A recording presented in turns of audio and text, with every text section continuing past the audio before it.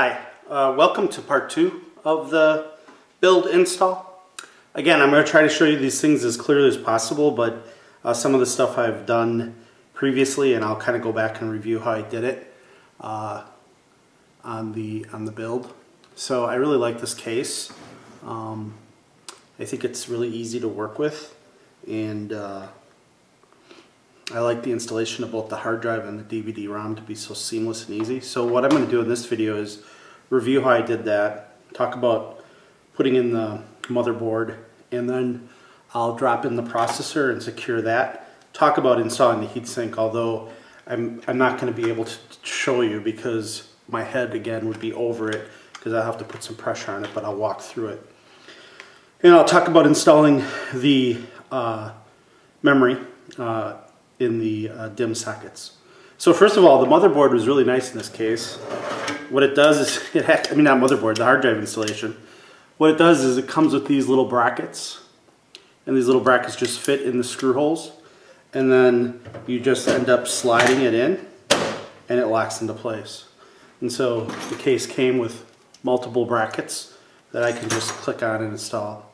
The DVD-ROM, I had to take off this facade, the front of the case. Again, it's all documented in the documentation for the case. I flipped this off, I slid the DVD-ROM in, and I locked it in place. And that was it. That all took of 2 minutes. So this, how you install, now most of the new cases are toolless, meaning you don't have to be screwing things in. They usually have some lock or hinge, some sort of bracket mechanism. At least the last 3 computers I've built have all had cases, and there have been 3 different cases have used some sort of mechanism like that. Again, tool is just like putting in the PCI or the expansion slots. So again, it's all here, and again, this came with documentation that shows you in multiple languages how to do this. Now the other thing that I've gotten questions on, and usually what people end up having the most problem is when they go to connect all the wires from the case. And I've had some questions of where the fan connections are. Well, you can trace the fan connections. My down fan here is right here, is my connection for the fan down here. And then I can trace the wires here. The fan connection is one of these outputs here. I think it's the yellow, might be this one here.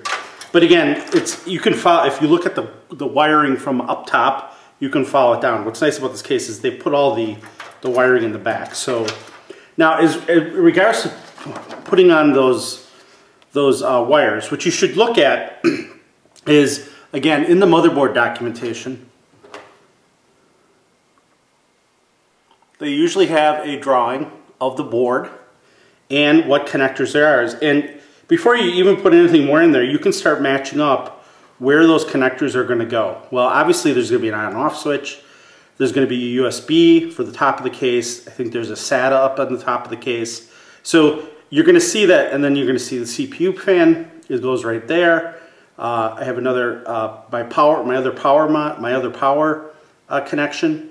And so what I would typically do is I would go identify all this and match that up before I started putting together the machine. And like I said, most of the documentation walks you right through it. So you can look at what you have on the back panel. You can see where your CPU, they go through the CPU installation, power supply, installing memory modules, and then they go and talk about all the CPU fans, connectors, where those are on the board, where the connectors are. So for most people, when you're doing this for the first time, this can seem overwhelming, but it's really not that hard. You just got to take your time and be deliberate of matching it up with the proper stuff. And I don't know yet on this case if everything is connected, meaning I'm not sure if the motherboard supports everything. I know this has a security lock on it. So I haven't gone through there yet and figured all that stuff out yet. That'll be the second phase that I'll do after I have the CPU and the RAM goes in. Because with the power supply I got, or at least that I ordered, it's not a modular power supply for more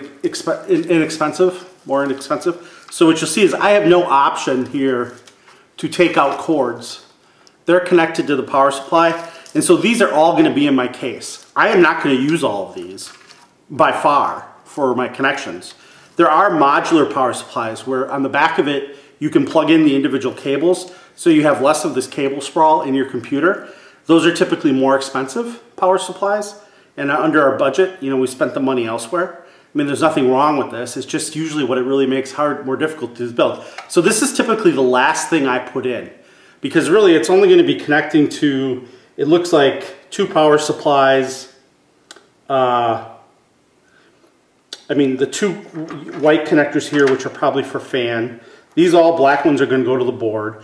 And then I'm going to have a SATA connection from my DVD and my hard drive, and then the power connection also. So those will be the last things I hook up. I don't want this case full of this while I put these on, and that's just typically, you know, what I just look for, what might be the easiest way to accomplish this without having the case full of stuff. So that's why I typically put all this connected to the board, have everything on the board, and then go and put the power supply in, get the power supply hooked up, then go back, hook up my SATA drives with the SATA connectors, and I'm done with it. Okay, so first things first, processor. Now again, if I lift up my processor connection there, what you'll notice is I have my what is it, 1055 connector, which is a pin connection. Here's my processor. So I'm going to see if I can get tighter on that processor for the installation. So there's my CPU socket.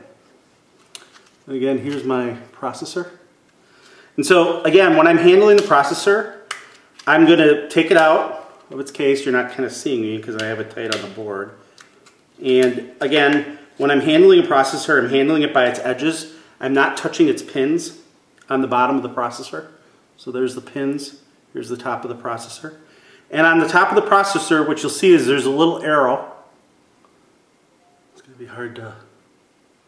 That matches up with the socket. And if I kind of put my face down in there, right, I can see that this processor will only fit in one way. So even if I were to start dropping it in, it doesn't fit that way. Right?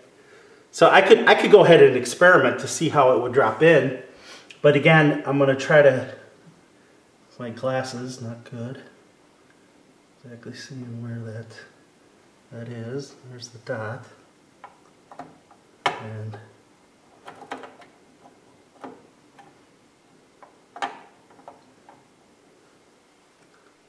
okay, what am I doing here?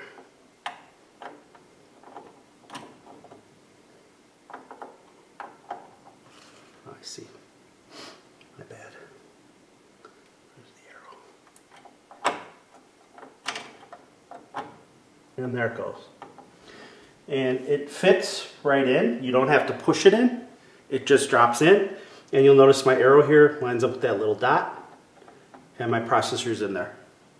So I don't even have to, you know, there should be no pressure. It should just drop in. I take it. I push the pins in. Now this is where you put a little bit of pressure on it. Oops, I have this on here too. Put that, lock it in place, and there it is. Done. All fits in there really nicely. There's no pushing. You might hear a little bit of popping, but that's it. And again, there was a little corner here that marked up with that little notch in the board, or depending on how the board marked. This one had a little white dot on it that allowed me to stick it in. Memory, again, easy. I have 4 DIMM sockets here, right here. All right, try to get a little tighter on there. 4 DIMM sockets. We have triple dual or triple memory, and again, if I put to the motherboard documentation, I can see that for dual channel memory, I need DIMMs 2 and 4 to be installed. We have 2 8 gig DIMM, so we can go ahead and put those in. And again, these will snap out of the case. And for on the board again, it says DIM 1, 2, 3, 4. So I'm actually going to be putting them in these black ones. And I can see on here a notch. See it? And there's a shorter end here. So I can just figure out very easily by where that notch is. I stick it in there. And then I take my finger on either side, push down, and the little notches on the side should snap in. Usually I hear more of a snap, but they look like they're tight.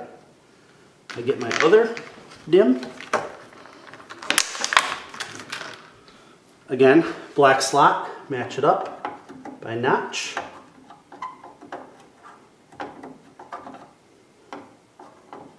It would have to be cloudy today. I don't have very much dining room light. Again, snap it in, and there you go. So now I have my processor seated with my DIMMs in. And the next step I'm not going to be able to show you because again it takes some pressure. But what happens is this is the heatsink, the stock heatsink. It already has thermal paste on it. If I was using a alternate heatsink or a heatsink that I bought third party, I would end up applying Arctic grease, which is a little tube. That's actually a lot. It looks like a lot on there, but they do it with it's real thin. If you were applying this from a tube, I usually just put maybe 1 or 2 pea size, not even pea size, some BB size dots on there before I apply the heatsink. I typically use stock heatsinks now. I don't really overclock or anything like that.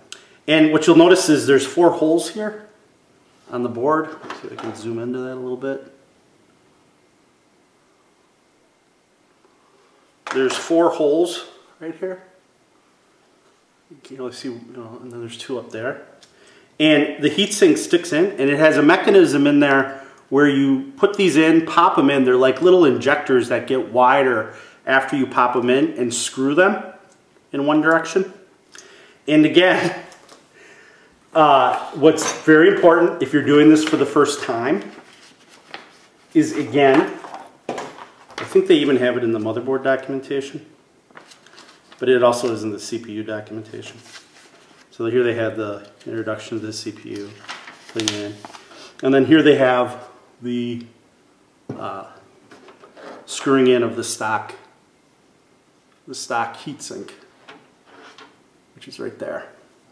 And basically it screws. But take a look at it for a little bit while you do it and read the directions. If you bought this motherboard, it has it. It also shows you on the CPU. The only thing that when you're doing this for the first time and you put this in and you get it to go into the holes and you turn, it feels like you're being sometimes torquing a little bit strong.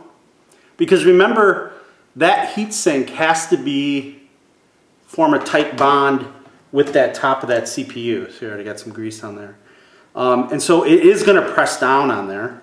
And then you'll notice my CPU fan connection is up there. And that's where you're going to plug in the white connection for the CPU fan. So this is the second video. For the third video, I'm going to come back. I'm going to have these all connected, and I'll show you where they go. And then I'll put in the power supply, connect the power supplies, and then I'll probably cut that video and then do the other video of finally connecting the SATA drives, both the DVD and hard drive, and we'll turn it on and see what happens. So again, the next video should be coming either tonight or tomorrow, and I hope to have this concluded this week. I just got my battery from my camcorder, and so I'm able to record again. So if you have any questions, please post to YouTube or Google Plus on this, and I can answer them there. Take care.